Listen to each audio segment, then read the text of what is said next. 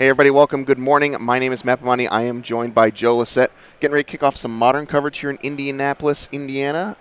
We played a bunch of Pioneer yesterday. Crowned a champion with blue-black inverter, which was kind of what we suspected would happen. One of the two decks that would win. Modern is in that kind of state also, I think, where there's like a couple big decks that are pillars. There's a bunch of different outliers right now. Yeah, there are. This is. I feel like in the last few years, Modern had the kind of everyone believed that it's a pretty open format, it's wide open. Yeah. And it's kind of condensed, and really we have two favorites in the field. Yep. As far as decks go, we have Urza decks, specifically blue black. It looks like is the one that's kind of the more popular one now, and then kind of a variety of different decks, all based on Valakut Field of the Dead with, for the most part, Primeval Titan. They may not all have Primeval Titan, but they're all going to be based on the same land synergies or dyssynergies that the Dryad Elysian Grove allows the deck to kind of just encompass all the options. So and that I think is the deck, and then the Urza decks are kind of second, and then we have all the runners up. Yeah. I think I referred to it yesterday as dual decks, Primeval Titan versus Urza, Lord High Artificer. And that's kind of how the format feels to me overall. Obviously, there's some powerful things out there, like there's Dredge decks, there's like these Snowblade decks with Arkham's Astrolabe that are still kind of popping up. Yeah. I saw a Sultai version, which is kind of cool, with like with Uro and the Astrolabes and stuff. So there's a lot of cool stuff going on out there. I'd be hard pressed to not play a Titan deck or an Urza deck, but there's definitely tons of stuff out there. We still have humans. We still have the blue-white sweeper control decks. We still have burn. In fact, there's the whole variety of stuff, but they're kind of we know which ones are on top. Yeah, it's still Modern at its heart. For our players down here in the feature match area, we actually have Joseph Bernal is down there playing against Jack Cummins, and then we have Kyle Sentel versus Keenan Davidson, and all four of those players were in our championship last year. Yeah, and primarily you don't even have to be local to this area to know the name of Joseph Bernal. Yeah. Like, he's had success at the Grand Prix level a few times. He's played on Pro Tours a number of times. Yeah. And, it's cool to have him show up here and play. Well, he's a regular in the events. He's always here. Yeah. Always here. In fact, was he the player of the year last year? Yeah, sure was. He was, yeah. Yep. So he's on primary? Yeah, he's on the primary. All right, well, we'll get to see what he brought today. He's definitely been, over the years, I've seen him play Stoneforge Mystic in a number of formats, quite a few times. I don't know if that's what he brought today or not. I think it's actually going to be an Urza mirror, but it sounds like the players are ready to roll. So we'll jump down there and we'll get you going for round number 1 here in Indianapolis. You see Joseph Bernal on the left with Dimir, Urza Thopter Foundry versus Jack Cummins, and it's looking like a mirror. So we have Urza v. Urza for round 1 here. All right. Well, we'll see how this plays out. This is a matchup where, a player matchup where Jack Cummins has had a reasonable success playing in the Midwest, but Joseph Bernal has been around for several years and had success in all over the country, really. So we'll see if Jack is up to the challenge here for the first round of the day. Yeah, that's a tough matchup to draw for both these guys. Round 1 of the tournament. Definitely. They would probably hope to play much later in the day, but here we are. All right, so we're starting off with a Thoughtseize from Joseph Bernal, and seizing Jack's hand, an Urza, Fatal Push, a Talisman, Scalding Tarn, and a Cryptic Command. He's going to take the ramp, it looks like Joe is. Yeah. All right. So these decks are really interesting. I believe Eli Cassis is the first one that played something like this deck at a Star City Games Open. I believe it was a team event actually with Corey Baumeister and was it Shaheen Sarani was their third? I can't remember who else the third person was. And that was just within the last 2 weeks. Yeah. That was 2 weeks ago. Yeah. And there were actually a couple copies in the top 4 of Demir's. I think. Yeah, and that deck's really picked up popularity thanks to Eli a lot. And this deck is pretty cool.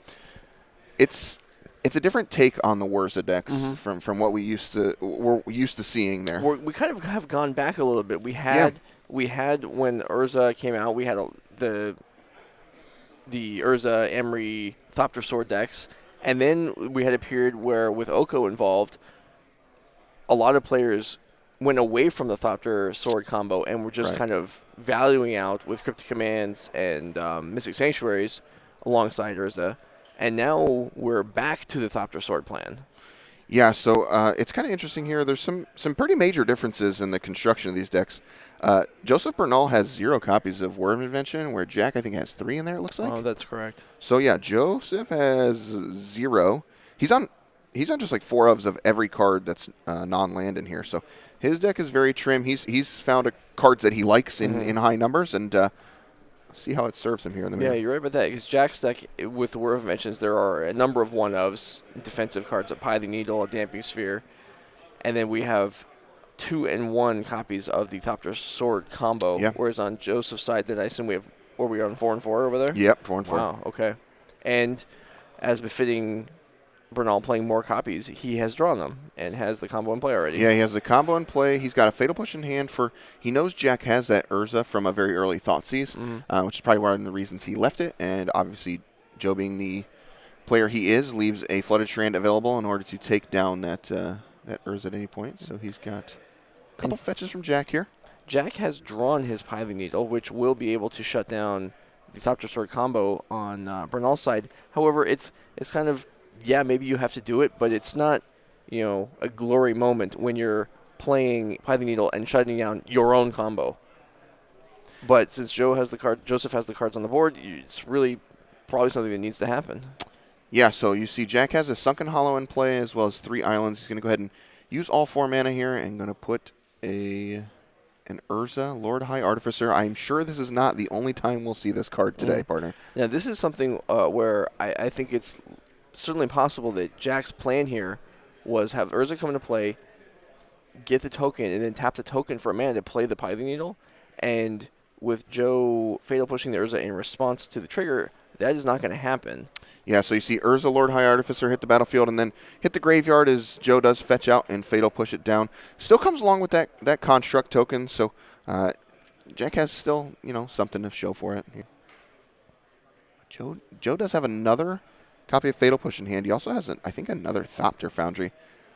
Joe's just looking for some more artifacts at this point, or an Urza of his own. Well, he really doesn't have to do much. He just needs to, now since he has the combo enabled, he can just make a squadron of tokens and have a way to pressure Jack. Yeah. All right, so Jack going to put a Pithing Needle onto the stack here and going to get a response from Joe. How many, let's see, how many Mystic Sanctuaries in each of these guys' decks? Looks like 3 on Joe's side. Jack also has 3. 3, okay. And there is a Deprive in Jack's deck to be able to reset them. Interesting. Okay. And Joe's just going to say, all right, well, you want to put the needle in play. I'm going to activate this 4 times, so Joe gets 4 Thopter. He's going to go back up to 19, it looks like here. Jack's 18, sitting on gotcha. a lot of counter magic. Yeah. And not a lot else. Yeah, we'll get confirmation. It looks like that needle was going after Thopter Foundry by the motions that Jack's making there. But we will double check that. And yeah, Joe's in great shape, as you mentioned here. All right, there's a Cryptic Command to the pickup for Joe. He's going to come attacking in here.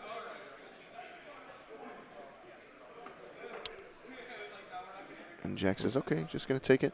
Yeah, so is there any real mirror breakers in the main deck for Jack? I mean, Joe's deck is pretty straightforward. Mm-hmm.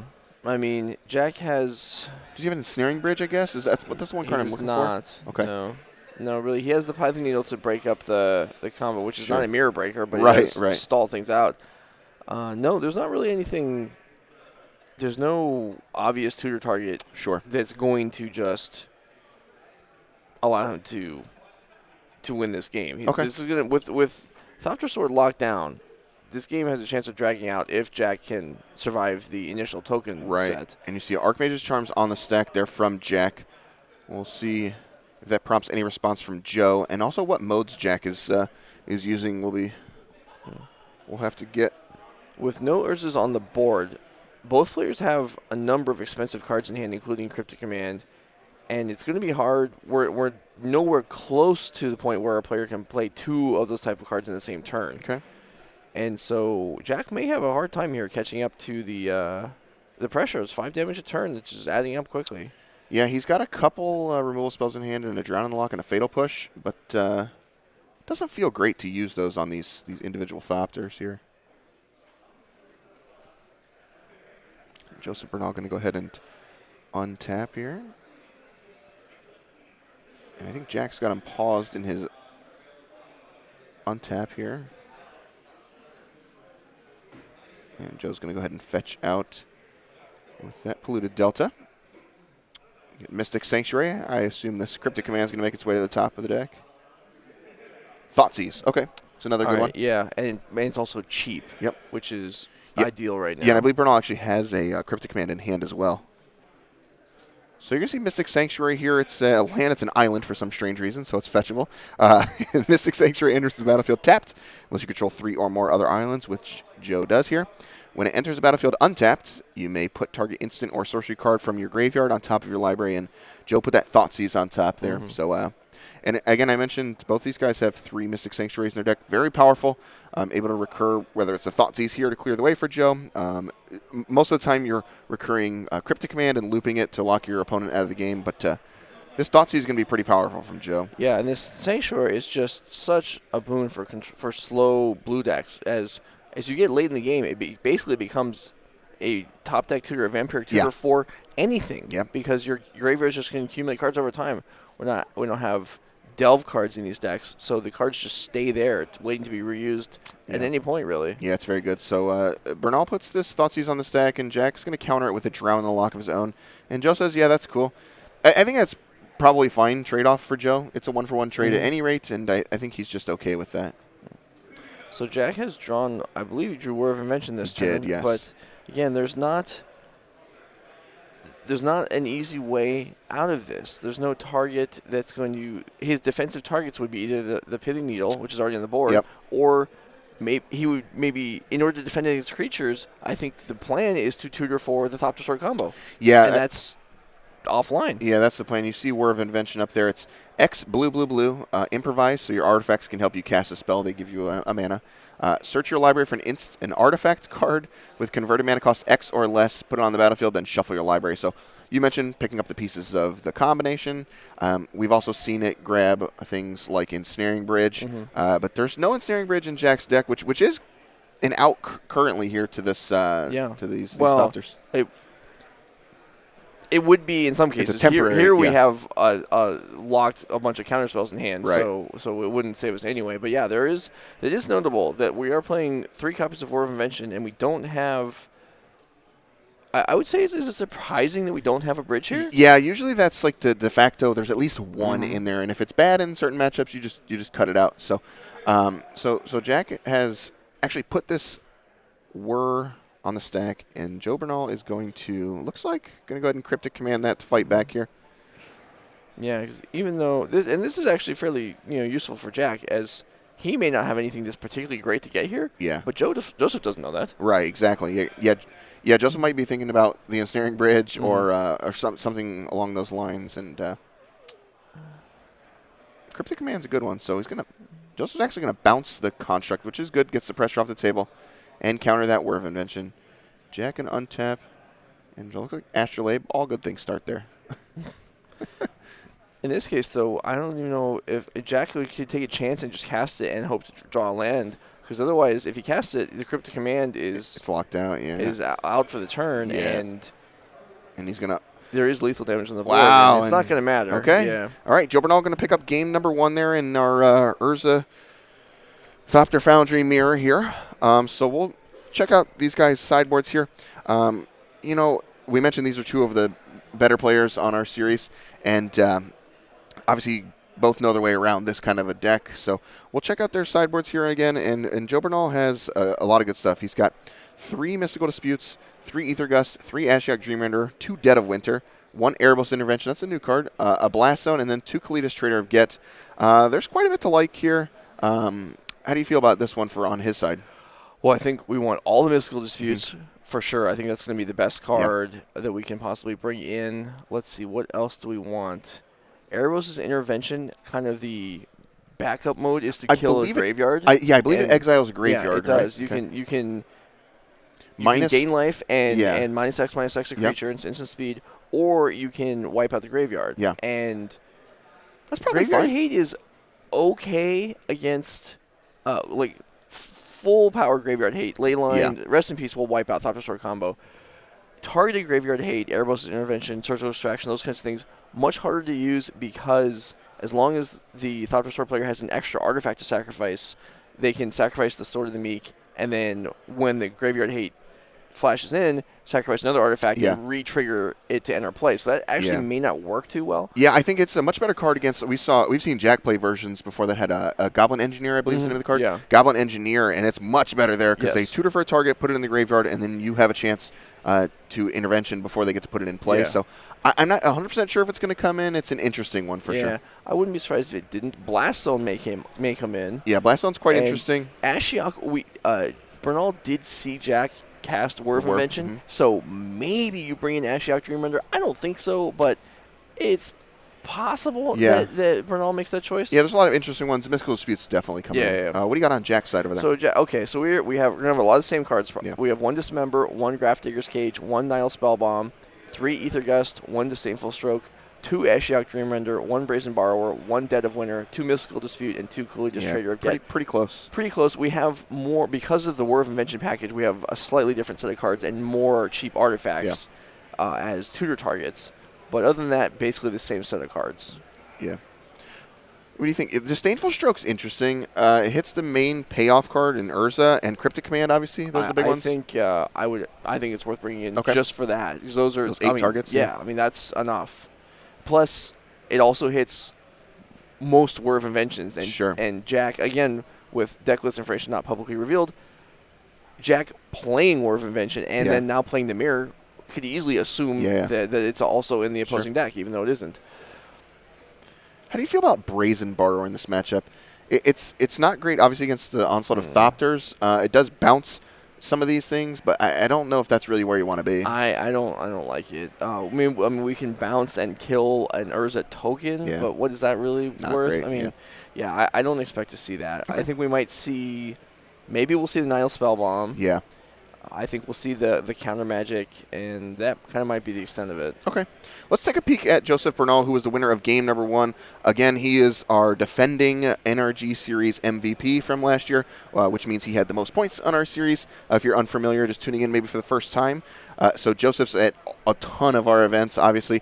He is 29. He has a Hot Sauce Games buyers. You see on his shirt/jersey, whatever you want to call that thing here. That looks like a jersey. A jersey? Okay. I mean, it's not. Well, that depends. Are we? Let's not do that. So it depends if you design. If you're from a sporting background and you say a jersey is kind of, you'd think if it has like long sleeves and button up and like a baseball jersey. Clearly, we're not that case here. But as a basketball jersey, this would be closer to qualifying. Yeah, I agree with you. So it depends really on what your background is. I'm willing to call it a jersey if you are. Yeah. Okay. Because from a Magic perspective, a shirt that has a logo for something and is kind of like the sleek material, like this will qualify. It's an esports jersey. Yes, definitely. All right, so it's an esports jersey. Joseph's in here. He has 10 NRG Series top 8s with 3 Ws. Again, he was in our championship last year and in 2018 as well.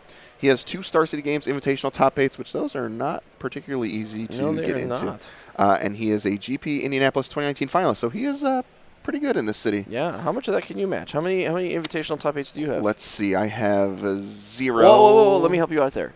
Collectively, we have 2. Oh, well, so we're good. We're equal. We have the same. We could probably take Joseph. Yeah, definitely. I believe I played in 3 invitationals, and I'm 0 for 3, which is that's disastrous. Well, that's all right. I got you covered. Joe is a lover of mental magic, which you see him doing in between rounds often. Bohemian Rhapsody go-to karaoke song. It's not a bad one, I think. That's pretty good. Good crowd pleaser. And the most frequently used emoji is that fire symbol. That's a good one, I think. I think that's pretty top tier. I also appreciate the fact that that's one of the emojis I would actually be able to recognize and name. I was going to ask you what it was. That's a very short list. All right, so these guys are still shuffling up. Let's talk about Jack for a second as well while we got him on the screen. So Jack here, 22 insurance sales from Wimbledon, UK. He's relocated to the Chicagoland area at this point. He has 4 NRG Series top 8s with 1 W. Also was in our championship, as we mentioned at the beginning of the broadcast. Players Tour Phoenix competitor just a couple weeks ago. Another person, actually, one of us was at Players Tour Phoenix. I won't say who it is. All right. We'll keep one of us was there. We'll keep it a secret. January 2020 NRG Series trial winner. So he won not too long ago, just about a month ago. Learned to play Magic in Kathmandu, Nepal. That's an interesting fact. Kathmandu, I believe it's Kathmandu. Okay. Yeah. That's interesting. I didn't actually know Kathmandu was in Nepal, but I have heard of the city, the capital. That's so weird. I wonder city. how that happened, but I have to ask the story about Maybe it. I don't know. He could have been studying overseas. Maybe studying abroad. Yeah. Yeah. Or Cool. will we even call it studying abroad? He's from abroad, so we just call it studying. That's true. That's true. I wonder. I wonder what the technical term. All right. So Jack on a mulligan to 6, but he's got a couple of Mishra's baubles here, land. He's got some stuff going on. He's got a talisman and the needle. He has the pithing needle again, and the pithing needle. Given that this is a mirror, there's unlike it's really you're only playing that with the intention of naming whatever's currently bothering you, because anything you're going to name is also in your own deck. Yeah, so it's not interesting. It's not a long-term desirable card, but it might be a short-term solution to something. I'm not a huge fan, and I'm sure he's not thrilled to have drawn it here. I mean, maybe you want to tutor for it in some scenarios, but yeah, the pithing needle is such a weird one when you're in these mirror matches. Where I mean, it's obviously good at shutting down half, but you have the same half in your deck as well. So, all right, so he's gonna go. It looks like that Sunken Hollow again out for Jack. And he's going to have a bauble trigger on the stack, so he's going to be able to draw 2 cards here this turn and try and assemble his side of the board here. Mulling to 6 with 2 baubles. That's tough, because that basically means you only know 4 of the cards in your opening hand.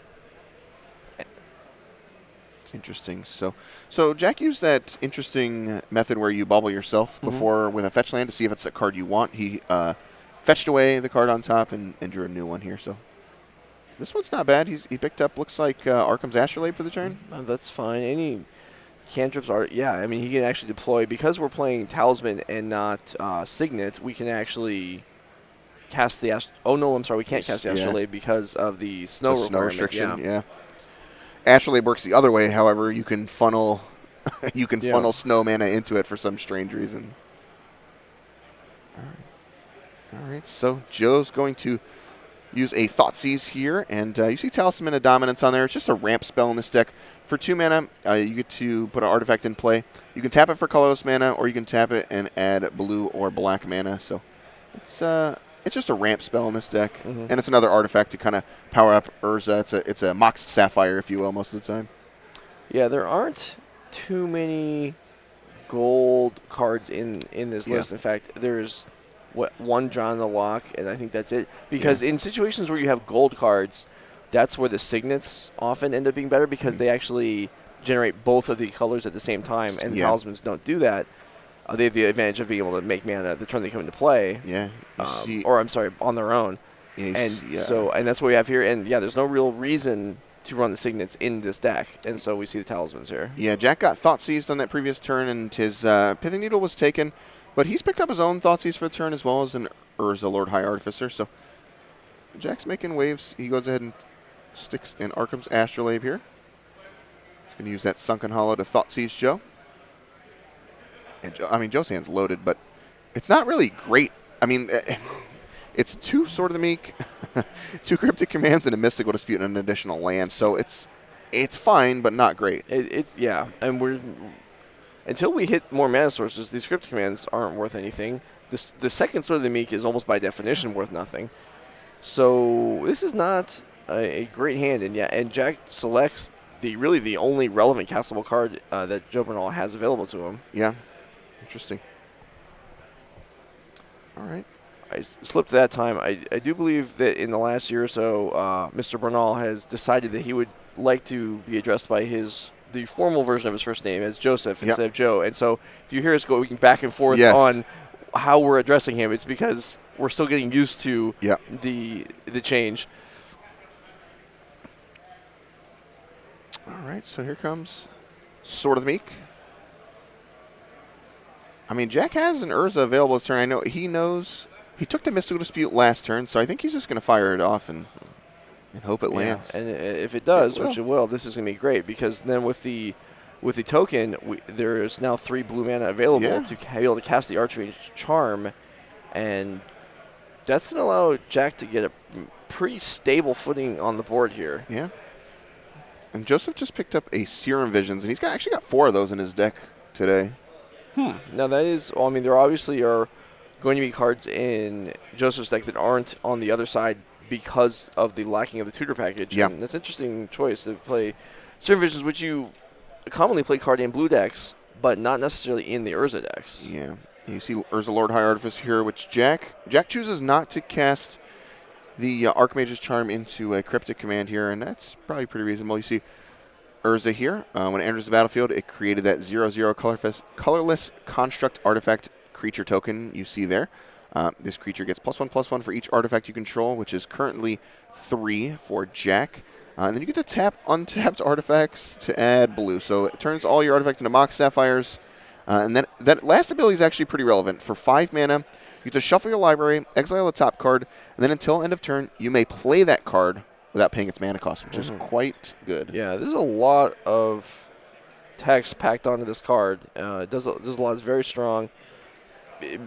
Just the mana explosion by itself is, and the token are desirable. And then with the, I'm not going to remember the card off the top of my head, that the last ability on Urza is actually the entire text of a 2-mana artifact from the original Urza set. Yeah. All right, so Joseph actually goes ahead and so he fetches out that Mystic Sanctuary, puts the Thoughtseize on top of his deck, and then he uses the Cryptic Command to try and bounce the Urza. And Jack Cummins' last card in hand is Archmage's Charm, and he goes ahead and counters that. Yeah, so now empty-handed, Jack can still play with the.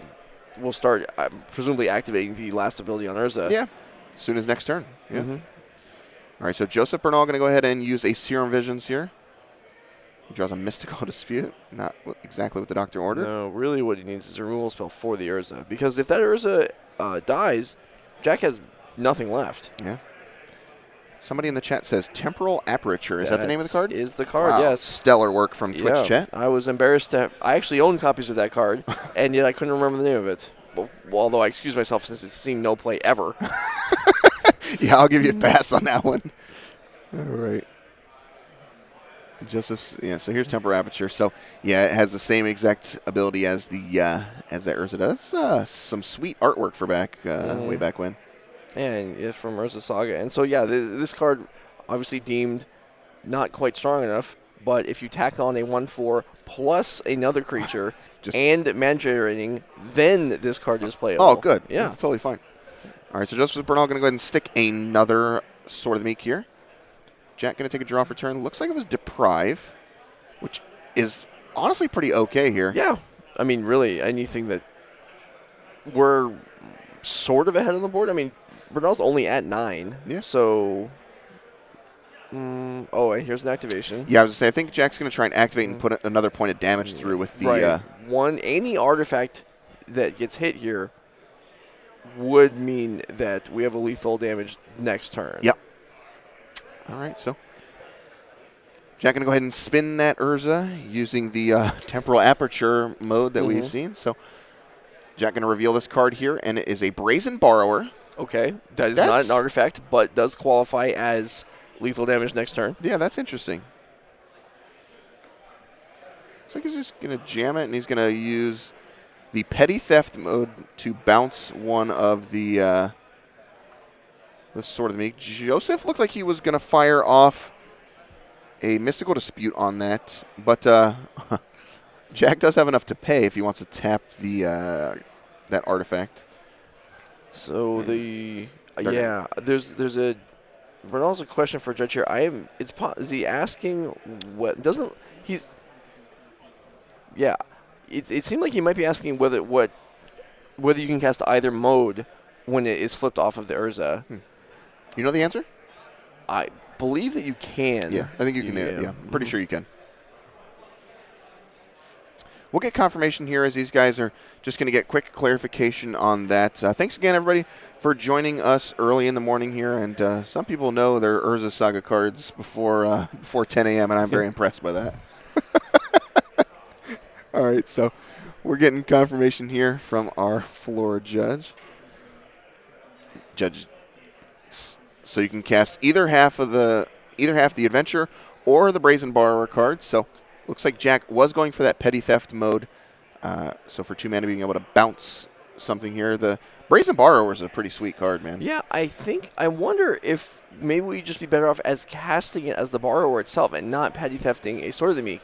Because the Sword of the Meek on the board really doesn't do very much. Yeah. And if we're going to deploy, we're basically giving up our ability to win next turn, I think, by choosing to bounce the sword. Yeah, it's interesting. I thought he was going to just make the 3-1 and instead goes ahead and bounces the Sword of the Meek and attacks in for 4 here, I believe. Yeah. And another artifact would still gives a lethal attack next turn, but by just playing the borrower instead of bouncing, then we would have had it anyway. All right, so here's the deprive on Joseph Bernal's Urza that he drew, and yeah, I believe we're a point short at the moment. Yeah, it looks like he's a point short. That's pretty good. I imagine Jack's just going to spin again here. You see Deprive there, 2 mana. I actually won a 5K of my own with this card in a Grixis Delver in Modern deck. Way before good cards like Mystic Sanctuary were able to be bounced to your hand. So for 2 mana, blue, you instant, as an additional cost to cast Deprive, you return a land you control to its owner's hand, and then you counter a spell. So it's pretty good in this deck specifically. Okay, Mystic Sanctuary is the flipped over card, and yeah, the Jack is in very good position, but given the other choice with the Brazen Borrower last turn, this game would actually just end right now. Yeah, Joseph has a turn here. I mean, I don't know that what he can even draw to get himself out of this. Yeah. All right, so Jack. I guess Thopter Foundry would be very good. I would say Thopter Foundry is the one he's looking for here. And he hits. Did he really? He did. He sure did. And there's Thopter Foundry. And he's got another sword in hand as well from that petty theft from earlier. So. And wow, he's got jump blockers now. Yeah. And he's going to gain a little bit of life. And Jack Cummins is drawing an Archmage's Charm, which I'm not sure is worth a whole ton right now. Not a bunch. All right, so does Archmage's Charm make you can steal a one casting or one or less? I believe it's 1 exactly. I think that's right. So it's not actually going to be able to steal one of the tokens here. Yeah, we will double check on that, but I'm pretty confident it's 1 exactly here. So Jack, wow, that's that turn where he did not deploy the Brazen Borrower could come back to haunt him. Yeah, 1 or less, Joe. Okay. Oh, it is 1 or less. Okay. So he could steal 1. Joseph does have the ability to block the Karnstruck and go to 1 again because he'll gain a couple life here. He'll go to 2, actually, I believe. All right, so spin up Urza again and see if we can do really anything we hit that's valuable is good. I don't think we're going to win the game this turn. I don't think Jack can win this turn. So Joseph anything that's right any further value going forward is going to be fine. Here's a Sword of the Meek, and that isn't it. I mean, that's nice, but it doesn't do anything on its own. So he goes and casts it. Joe says, yeah, that's cool. Do your thing. 2 lands, and then Archmage's Charm in Jack's hand.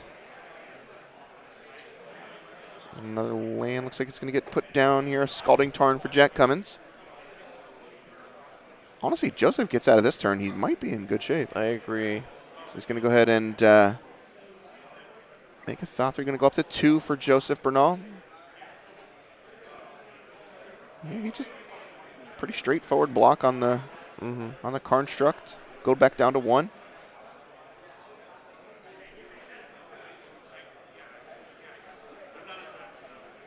He's the option of making another token, but that doesn't. There's no point in blocking an extra block because you don't need to, and you'd rather have a token alive going into the next turn. Yeah, so he's going to go ahead and do it again. Make another token. Joseph Bernal up to 2. Jack has that Archmage's Charm, as you mentioned, but it's just not enough to get through.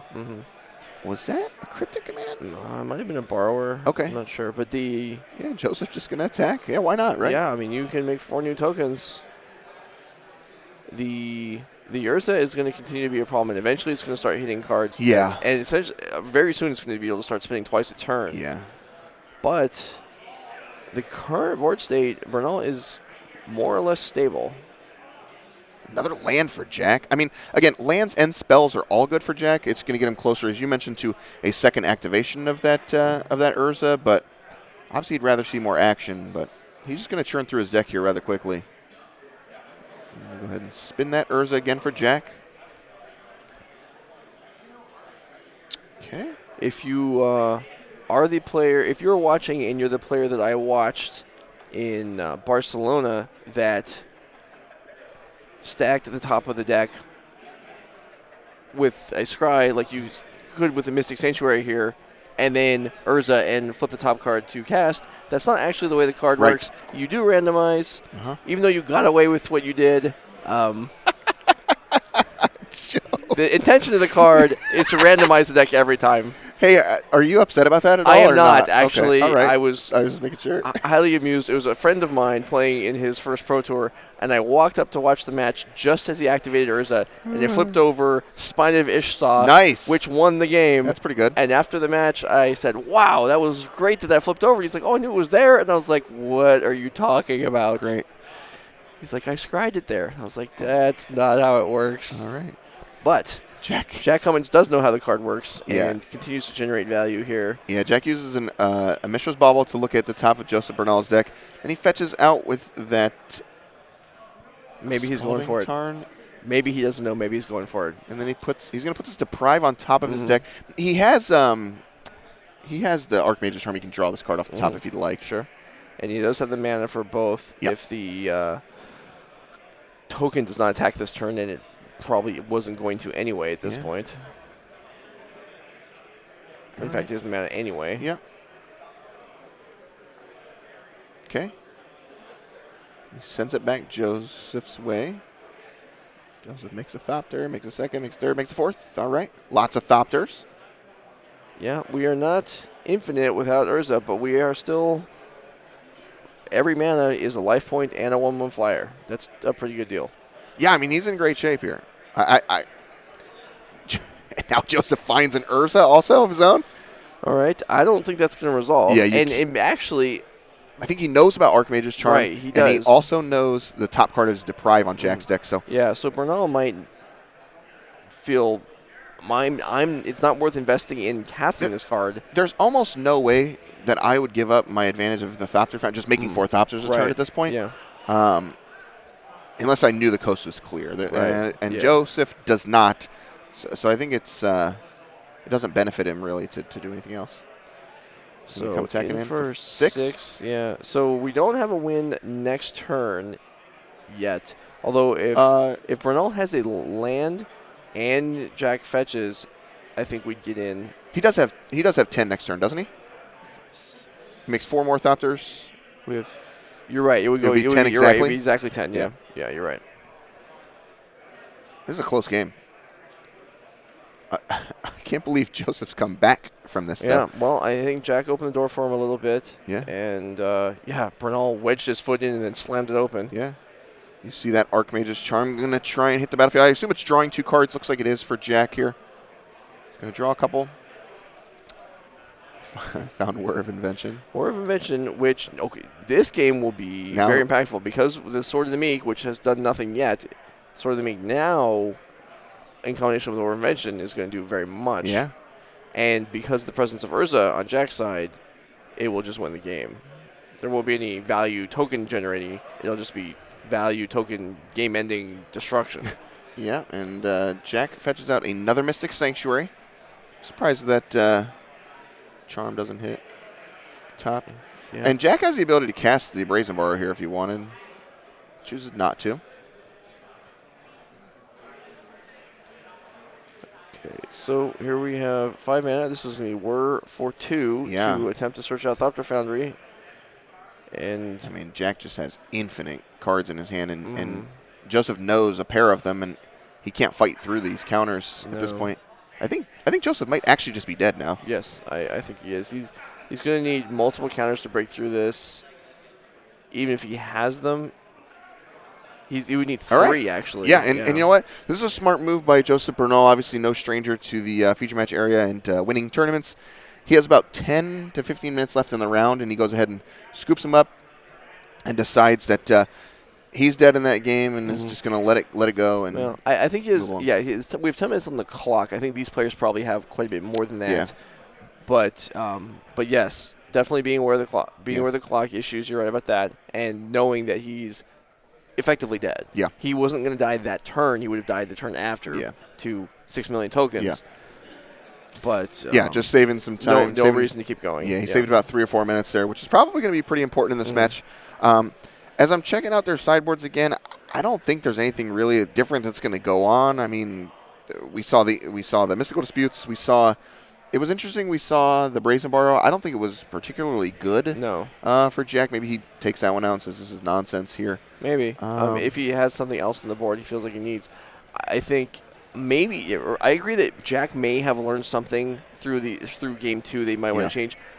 I don't think Bernal gained any new information. Yeah, I don't think so. Because he'd already seen the whir, and that was kind of the different card. Yeah. So I don't think Bernal's likely to change anything from what he had last game. Yeah, I don't think so either. So while these guys are shuffling up for game number 3, let's talk about our upcoming trials we got coming here. So team trial, Pioneer, Modern, and Legacy. If you got a couple buddies want to play, it's going to be March 21st in Milwaukee, Wisconsin, as you see there on the screen. Make sure to mark your calendar for that.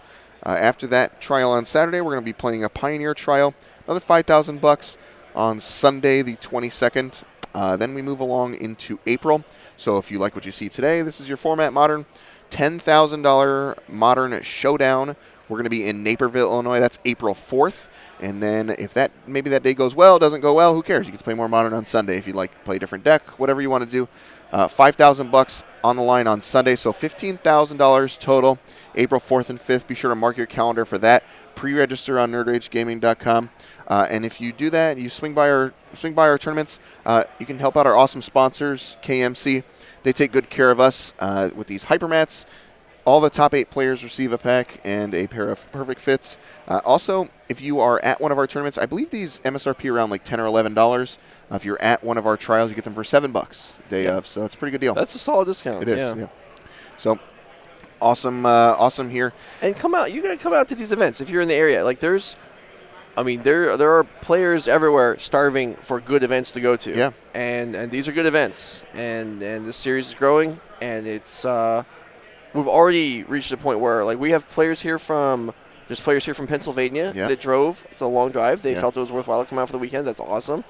We have our first players, I think, from Ohio, that have come out to a Nerd Rage event. Yep. And, it's great. Just the kind of radiating slowly outward from the Chicago area and growing and providing events to players throughout the Midwest. This is great. This is a good thing. Yeah, it's very good. And there's obviously tons of great players. We see Jack and Joseph in our feature match area here. I don't know if we're going to be able to get to the match for Keenan Davidson and Kyle Sentel. Probably not, based on the timing here. Yeah, we'll see how long this game 3 lasts, but it's becoming less likely. Yeah. Likely.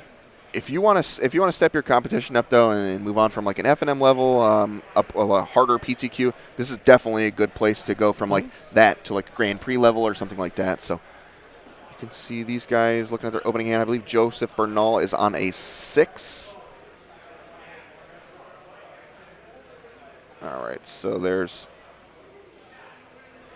going to be a 6 keep from Joseph here. Looks like Jack was happy with his 7.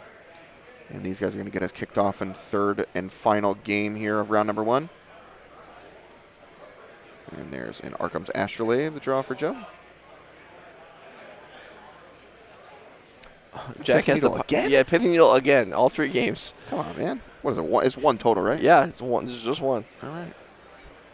Interesting. All right, so Jack going to lead off again on double bauble. Take a peek at Joseph's library.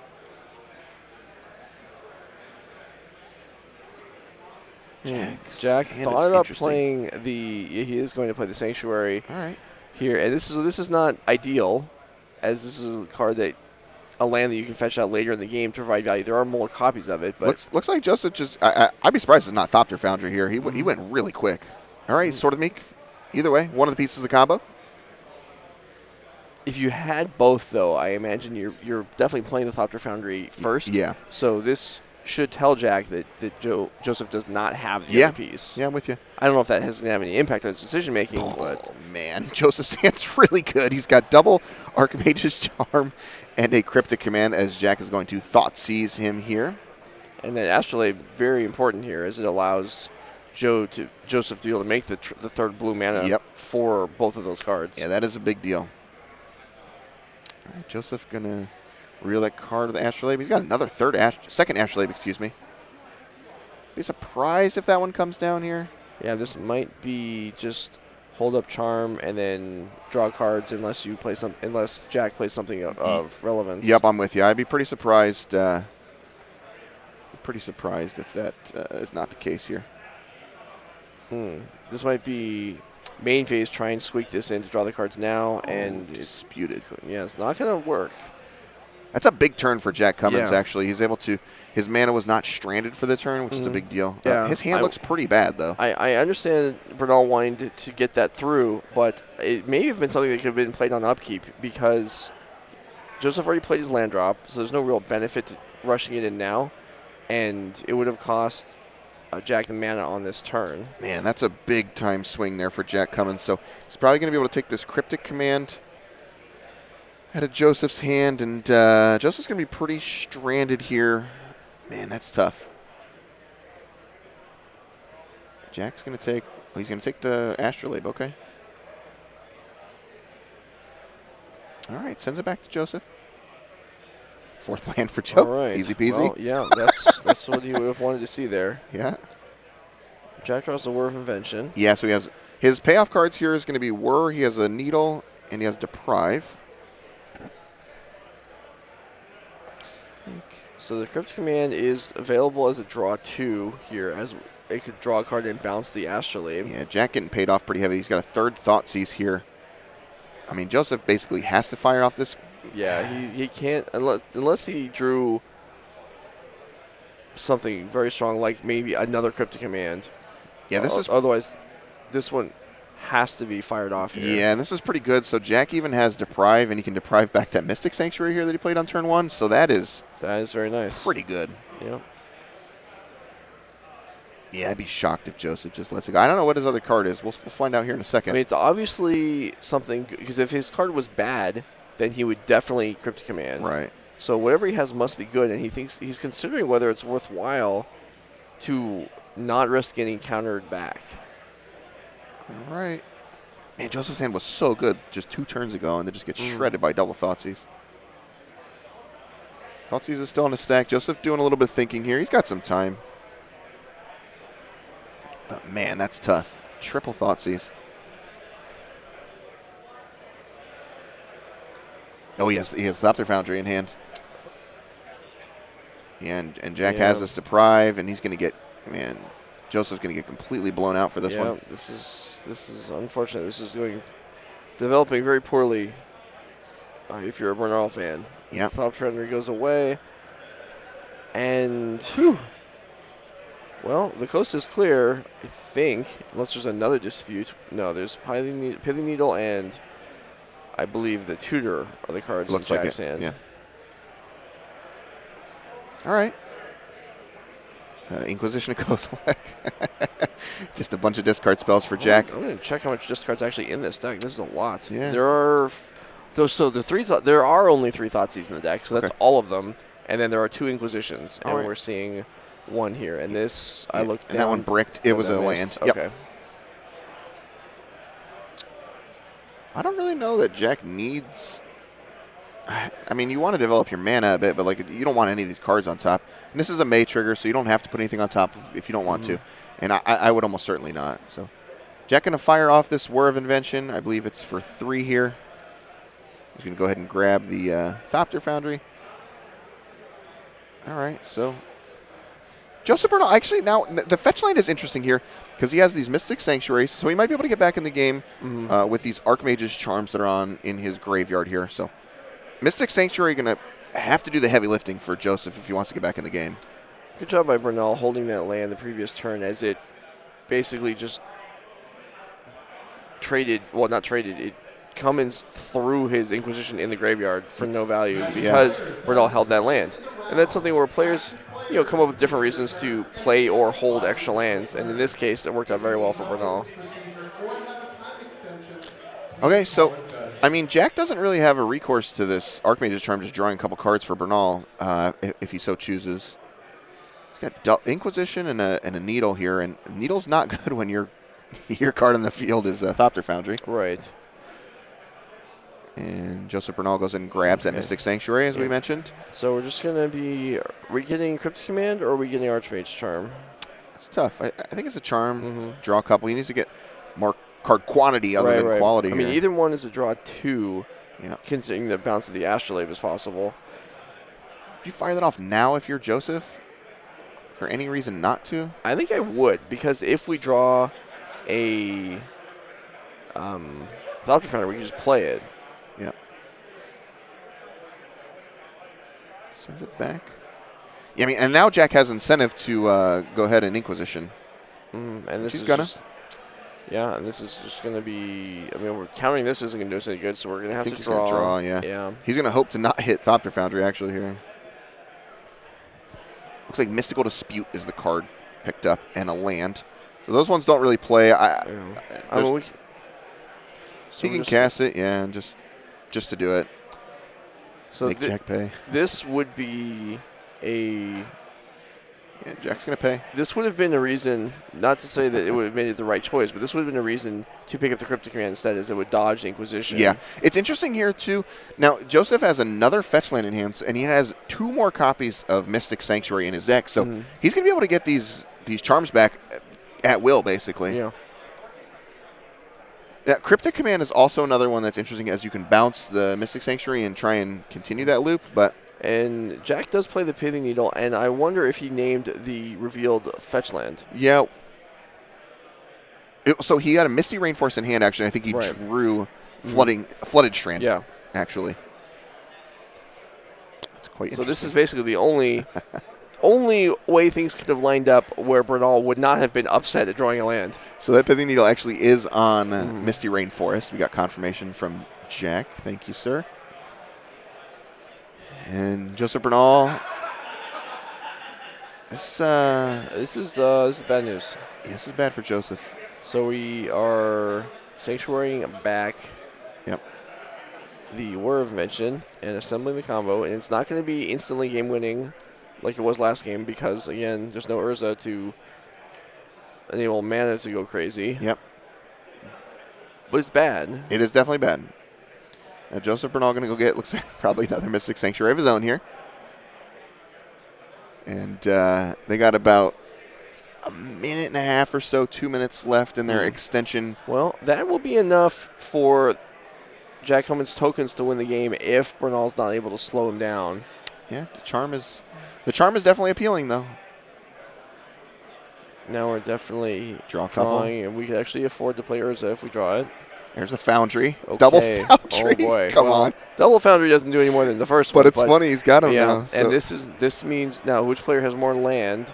Bernal has Jack has 6. Bernal has 7. This is funny. And this now could very easily end up a draw. Yeah, I'd be shocked if this one's not going to be a draw at this point. If either player plays Urza, the game will immediately end. Yeah, Urza's the one that does it here. Yeah. It's funny because Bernal has another Foundry. Bernal has that Misty Rainforest that's locked now. Otherwise, he could. Let's see. Otherwise, he could bring back another Foundry or another Mystic Sanctuary and draw through his deck a little bit more. A little bit more. Or he could tap things down with Cryptic Command and try and get one big swing in. But this is not. I mean, Bernal will very, very slowly pull slightly ahead, but it'll make so little impact that. With the clock remaining. In fact, even with 20 minutes, this may not be decided. Yeah. Until someone actually draws a Haymaker card. Yeah, Jack's gonna make 6 Thopters. I mean, this one is destined for a draw, partner. I mean, I know we like people to use actual tokens to represent things on the board, but I would be okay in this situation if the players use dice because there's going to be an awful lot of tokens very, very quickly, unless the players just trade them off every turn. Yeah. There we go. We're moving to dice. Excellent. This is definitely a more efficient way of doing it. Yeah. Is that it? No, that's that's an Astrolabe. Yep. All right. Okay. Well, that's a cantrip. There's Urza. Wait, what just happened? He just drew Urza. Oh, that's an astrolabe. Off the astrolabe. Yeah. Does Joe Vernal have a counter spell? I know he has a Thopter Foundry. I don't think he has. Jack sends it back. Maybe trying to get around Mystical Dispute? Sure, that would make sense. All right. I mean, I don't know how much time's left for these guys, but Jack's got to go for it eventually, right? I mean, it would be something else if Jack held that back and then Joseph drew his Urza.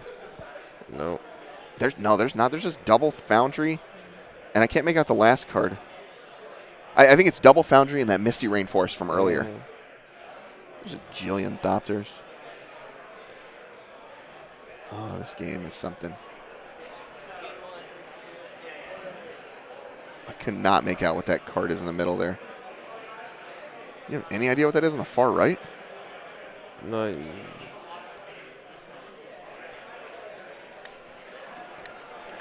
got any weird cards in there? All right, we're in turn 0 of turns here. I was thinking it looked like that. There's that blue god. Have you seen that card at all? Thassa? No. Sorry, it might not be a god. It's a flyer that does something weird. It makes like your. It makes like it combos with Nexus of Fate. It makes them like cheaper, 2 mana cheaper, but it's definitely not that card. It's in the new set. I just don't know the name of it. The Thrix, the flyer. Yeah, the Thrix, the flyer. Oh, okay. I don't know what. That's an Ashiok. Ashiok It just looks Dreamrender, really like, strange. This could be The Japanese alt art one. okay. See, that's just not nice. I him could never tell what that card playing is. cards that are deceptive on what they actually are. He's gonna mill. Is he milling Joe here? Okay, this has no relevance. Literal 0. I mean, it does make a future Mystic Sanctuary useless. Okay, I suppose. But by playing this, we are now. Wait, are we not playing Urza? Doesn't look like it. Oh my goodness. What turn of turns are we in? Okay, here we go. One of the judges is grabbing us. So Joe is now going to be turn 1 of turns, I believe, is where we're at here. There's a jillion Thopters. Let's see. Serum Visions. Okay.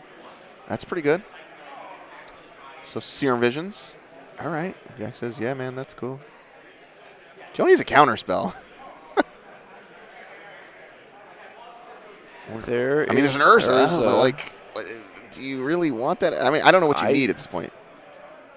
Joe left I think the Urza went to the bottom there. Yeah, Joe left an Arkham's Astrolabe on top of his deck. Does he have another way to draw a card here? Well, even if he did, that seems like it would be an unusual he does choice. have Mystical Dispute. You're right. This game's hilarious. But Jack doesn't know that. He assumes, I think, that he has he can't wait any longer. This is the last turn where he'd be able to generate stuff for an attacker. Yeah. He needs a land. So he has to play now. He missed That's a land. Another Urza. Yeah, he missed a land. He needed a land in order to pay, and he just doesn't have it. Why would Joe? I don't know why Joe wouldn't have kept the Urza. But okay, there's the Urza. I mean, that's going to get. If there's a dispute, that's going to get disputed. Joseph looks over and says, "You got 3 mana," and he just disputes it. Joe left the Urza on the bottom of his deck, though. That's what it sure would look like. Oh, maybe it's because of the Ashiok? Yeah, there we go. Okay. Yeah, that may. Oh no, man. Well, I guess it doesn't matter. Yeah, it doesn't really. Okay, so that's why he bottomed it, because he didn't want to get it milled. Holy cow, though. Is there any way where so Jack can go up to 32? Is there any way that Joe can kill him in 2 shots? It doesn't look like it, right? Well, as soon as barring Joe he's got 22 Thopters. Yeah, I mean, if Jack had played his other Urza the previous turn into the counter, then having drawn a second one, he would have been able to play it here and then win on turn 4. So. What do we have here? We have a fetch land, which can shuffle the other Urza back into the deck. No, but that's not gonna. Yeah, and we're not gonna have turns for that. Actually, it can't do that anyway. You can't shuffle. Yeah, can't shuffle. We can't search. Can't search anymore. Yeah. I mean, yeah, we're gonna end in a draw here, man.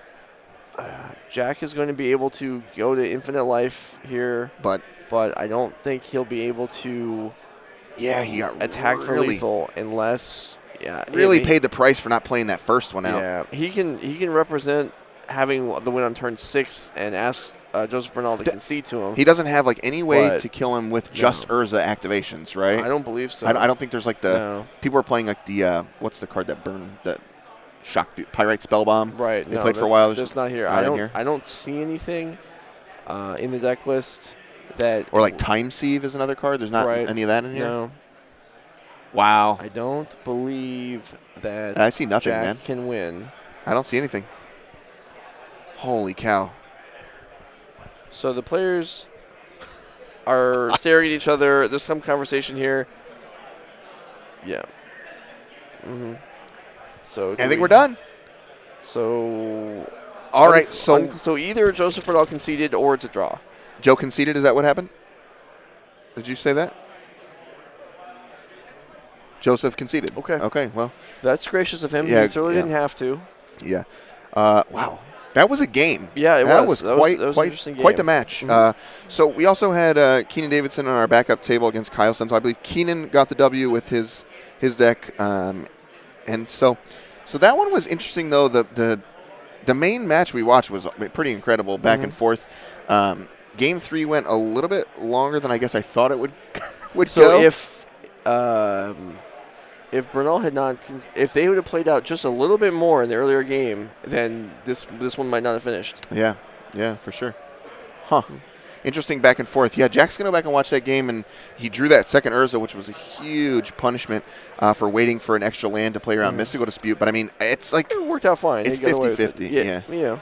So, but at any rate, so Jack Cummins going to move to 1-0 today in Indianapolis. We're going to jump to a quick break. We're pretty far over the round, and we'll be back for round number 2 in just a couple minutes.